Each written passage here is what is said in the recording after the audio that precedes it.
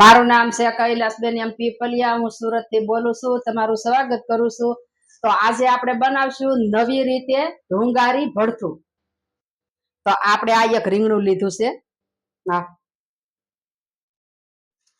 અને આપણે આ લાલ મરચું છે, આ જીરું લીધું અડધી ચમચી, આ લસણ છે સૂકું, આ ડુંગળી લીધી છે, આ ટમેટું લીધું છે, આપણે આ આદુ છે, આ લીલું મરચું સુધારી લીધું છે, આ મીઠું એક ચમચી લીધું છે, આ હળદર આપણે થોડીક લીધી છે, અને આ લીલા ધાણા લીધા છે, અને આ ઘી લીધું છે આપણે, અને આ તેલ લીધું છે આપણે આમાં ભરથું વઘારવા માટે. તો આ રીંગણું હવે આપણે શેકી લેશું.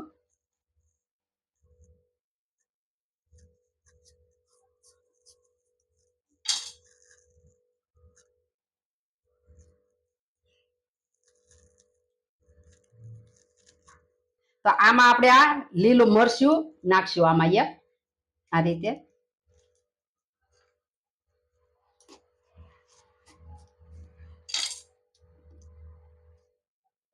અને આમાં આપણે આ લસણની કળી નાખશું.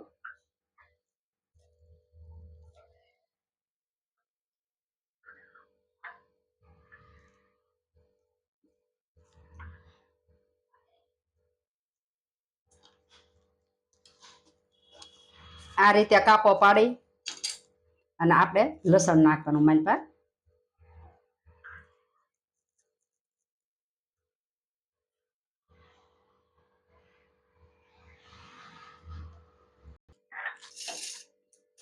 તો હવે આપણે ગેસ ચાલુ કરશું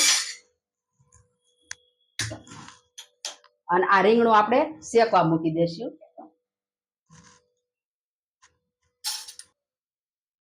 તો આ રીંગણું આપણું શેકાઈ ગયું છે. તો આપણે આને કાઢી લેશું. શેકાઈ ગયું છે. તો ગેસ બંધ કરશું. આને આપણે ઠંડુ થવા દેશું ઘડીક. તો હવે આપણે આ સાલ ઉસળી લેશું આ રીતે. તો આપણે આ સાલ ઉખેડી લીધી છે. તો હવે એને આ રીતે આપણે કાપી લેશું. આ લસણ નાખ્યું એ છે.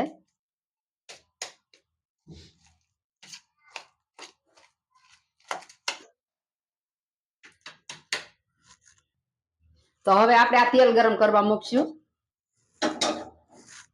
ગેસ ચાલુ કરશું અને આ તેલ મૂકશું. તો આપણે આ જીરું નાખશું.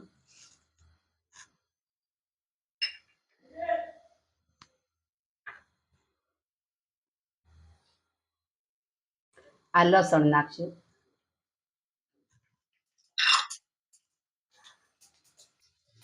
આ લીલા મરચાં નાખશું.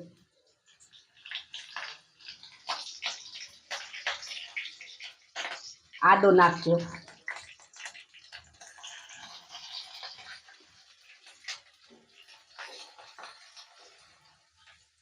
તો આપણે આ ડુંગળી નાખશું.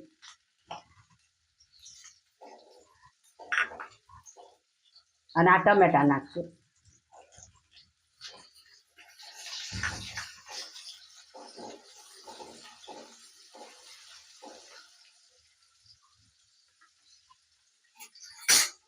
આપણે મીઠું નાખશું સ્વાદ અનુસાર, અને હળદર નાખશું, અને આ લાલ મરચું નાખશું આપણે.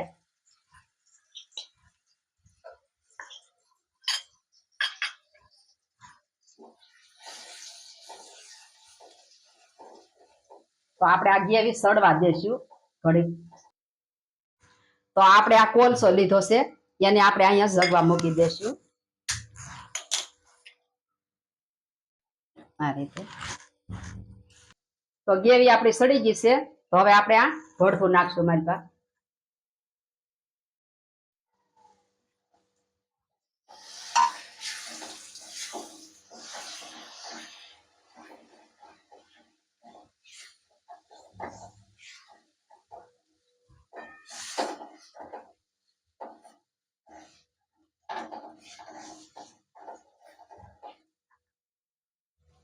તો આપણે લીલા ધાણા નાખશું.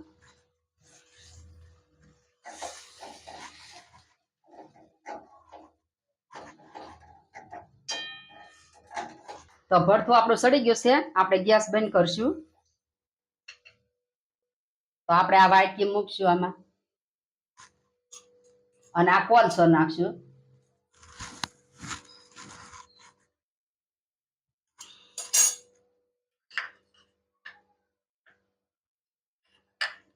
અને આપણે આ ઘી નાખશું કોલસા ઉપર.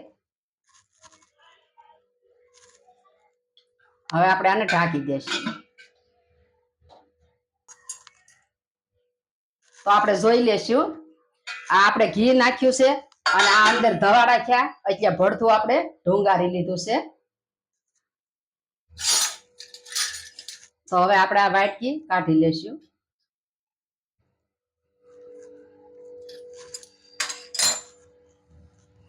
અને આને હવે આપણે નીચે ઉતારી લઈશું.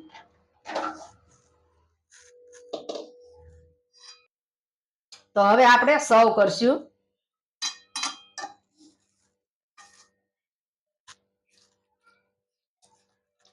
આ ઢુંગારી ભરથું તમે રોટલા સાથે, ભાખરી સાથે, રોટલી સાથે, બધા સાથે તમે ખાઈ શકો છો.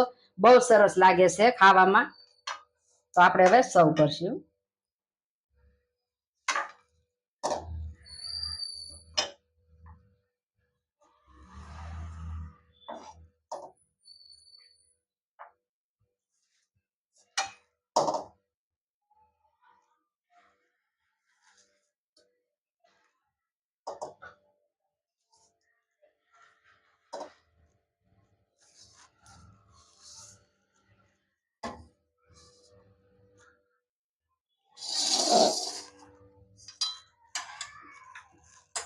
તો આપણે આ લીલા ધાણા સર્વ કરશું.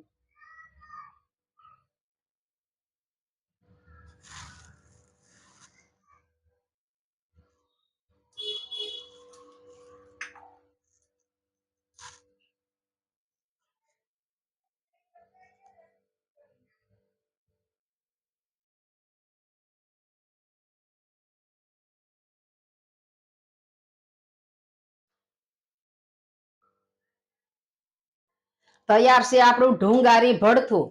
તમને મારી રેસીપી ગમી હોય તો મારા વિડીયોને લાઈક કરજો, શેર કરજો અને મારી ચેનલને સબસ્ક્રાઇબ કરજો. કોમેન્ટ કરી અને કહેજો તમને કેવું લાગ્યું ઢુંગારી ભરથું.